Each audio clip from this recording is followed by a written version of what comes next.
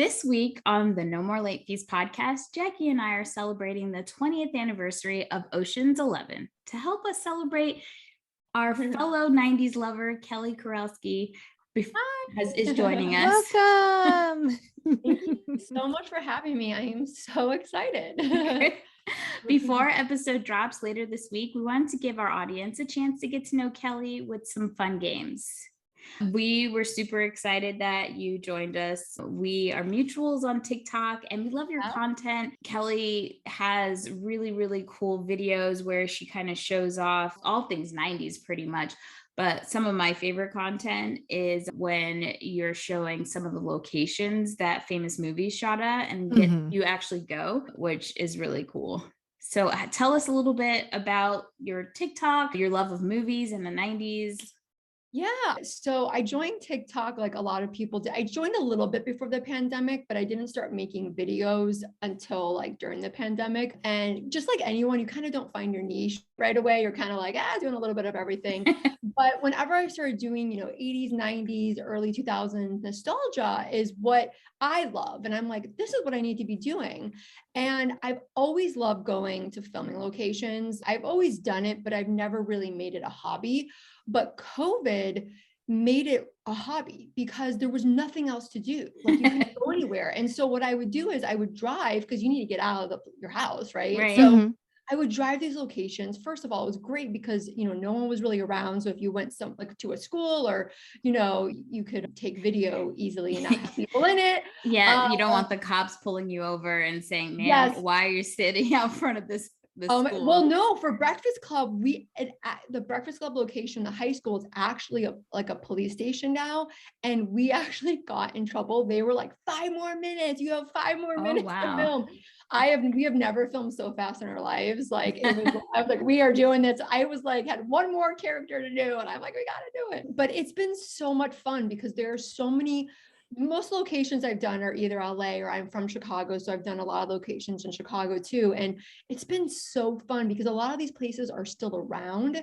Yeah. And the sad thing is that some of them are getting destroyed or maybe they were. And I was like, oh my gosh, I wish I would have done that. But I love TikTok. I feel like people love comparing the locations of like what it used to look like. Wow, look at all the trees are beautiful now and they've grown. And so it's been really fun. I just love the 90s. And I did a couple clueless ones and Alicia Silverstone commented and I like totally forgot. I would have died.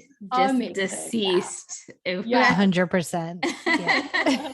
I loved your clueless one at the mall. It was so fun. And that's my mall, which is, I did not even know for the longest time that was the clueless mall. I'm like, this is my mall. This is crazy. So anyway, it's been so fun. And I'm so glad I met you guys because of TikTok. And I feel like TikTok has been I feel like it's changed me as a person too. I feel like I've just come more on my own and, just met so many amazing people. I just feel like the community is so amazing. And I keep trying to tell more people to get on it and nobody understands. Like you guys get it. Like once you get on it, like you get it. But so many people are like, ugh, TikTok, it's only dances and this. I'm like, no, it's so much more than that. I've learned so much. Like it's fine. We don't have great content. Like I'm totally learning from all your amazing stuff too. So it's so fun. Thank you. That's so sweet. We're really just trying to figure out what the hell we're. You guys have a really good mixed bag, which I think is great. It's a little bit of everything, which is really fun. Yeah, it's just random ideas that come to our brain. Mainly, it's just like things that weird connections that I thought were just in our heads, and then I find out, there's a lot of people who think about this kind of stuff too. So, well, now that we've done our little Q&A, Jackie is going to ask a few questions. We're going to play a game of this or that. Okay. Our Heist Edition. Whoop, whoop. I really do love heist movies. So yes, this is our This or That Heist Edition. The first one is the franchise, Ocean's 11 or Ocean's 12? Ocean's 11, the original. When I was writing that, I was like, I don't even think it's going to be a competition. Yeah. And then Ocean's 13 or Ocean's 8? I have to admit, I have not seen Ocean's 13 in a while, but I did enjoy the Met Gala and Ocean's 8. So I'm going to go with Ocean's 8 because I really enjoyed that, and a different spin, obviously, with women. And so I'm going to go with Ocean's 8. Yeah. And then Latifah Lift, Set It Off, or Mad Money? Set It Off. I love Set It Off. It's Okay. just such a good movie. Okay, The Teen Heist, Sugar and Spice, or The Perfect Score? The Perfect Score. Can't go wrong with Chris Evans. It's an underrated one. Jackie, It was I was just going to say that. Underrated. Yes. Yeah. Yes. Didn't you just watch that for like the first time the other day? I did. Yeah. Oh, no way. And there was like Scarlett Johansson and Chris Evans before they were Black Widow and Captain America. And I was like, so I don't cool. even know what's happening here, but I am here for it. I thought before you said widow, I was like, before they were black. I mean, it is Christopher Jerome Evans. Well, we're definitely taking him. We're not taking Scarlett. Sorry, Scarlett. So that Vroom Heist, The Italian Job, or Gone in 60 Seconds? Italian Job. I love that movie. I haven't So seen good. that one in so long. I see it. It really is good. I think it's really good. Okay, Denzel or Idris in The Inside Man, or Takers? Inside Man. I feel like Jack- haven't seen. I don't know if I have seen Takers. You're not maybe I missing have. anything. You're Okay. not missing I have seen anything. Inside Man. Yeah. Jackie and I walked onto the set of The Inside Man. It's On our claim accident? yeah, it's our claim to fame in New Oh York. my God, I love that. Did you get to meet Denzel?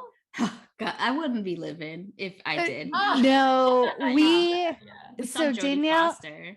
well, some of us did. Oh, I saw Jodie Foster. No, you did not. I did. That was She was very small. so what happened was Oh God. Danielle is really, really good at spotting celebrities, especially in New York.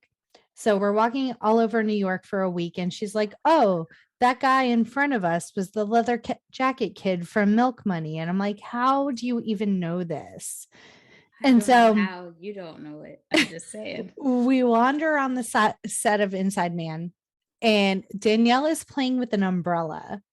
And so my sister and I see Jodie Foster walking towards us, and we're both like, like elbowing each other and stuff. Danielle's still playing with an umbrella. I saw her from behind. When you guys Yes. told me, I turned around. So we finally passed her, and we're like, Danielle, it was Jodie Foster. And so she turns around and she's like, she was tiny. And then keeps walking. And then she's like, veers off, and there's two men just sitting on the side of the park. And she's like, "Hello, Brian Grazer. It's very nice to meet you." I'm like, how the hell do you know who Brian Grazer is? Like, I've never seen this gentleman's face. How do you know who he is? And she just walked up to him and was like, "My name's Danielle. Very nice to meet you." And he had that guy with him. Okay, so I used to watch a lot of people sleep on how good the content was on VH1 back in the day. I mean, they had pop-up video, they were doing behind the music. I mean, I was learning, and there was a music entertainment writer, and I forgot what his name, of course, but he was there sitting, and I think I saw him first before I saw Brian Grazer.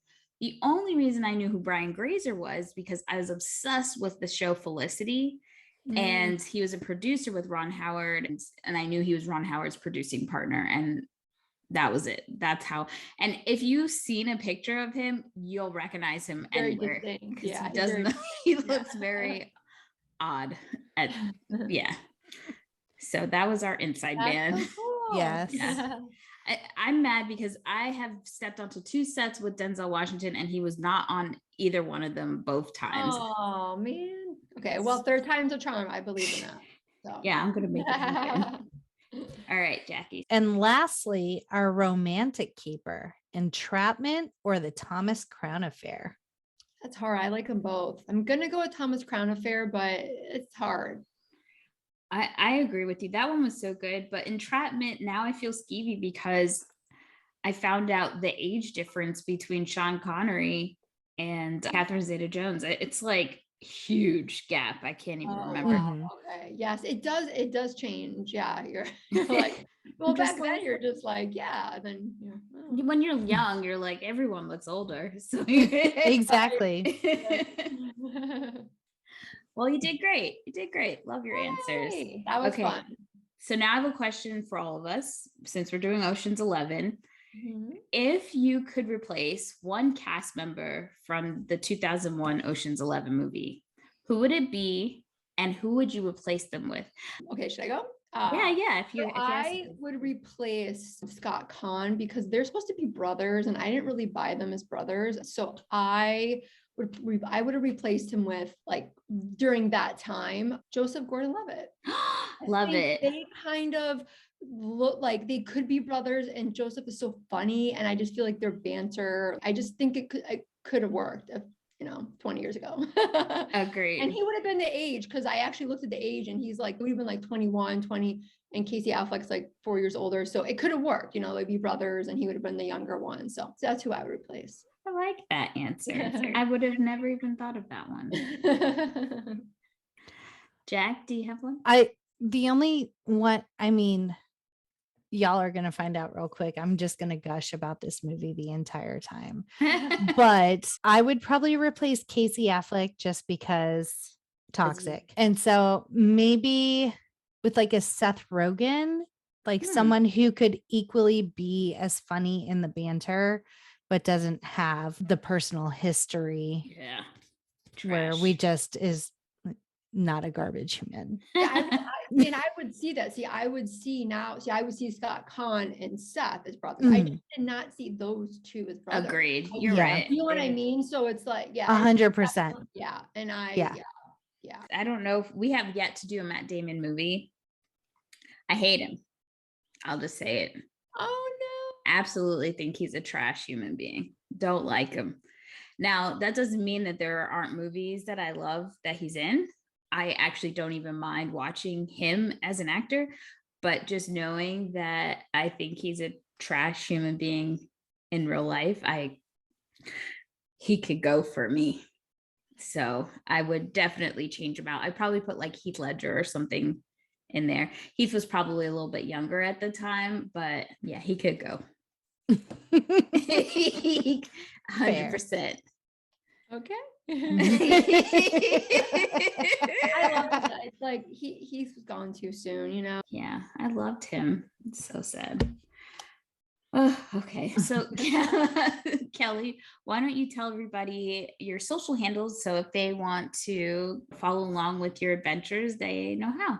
Yeah, well, you can follow me on TikTok and Twitter, which is just Kelly Kurowski, my name. I'm not really on Facebook or Instagram anymore, so I keep those private. So, but no, TikTok is where it's at. So that's just like the most fun, and that's where I'm at like the most. So I definitely would say TikTok. Well, you hear it first here, people. TikTok is where it's at. Yeah. If you don't know, now you know.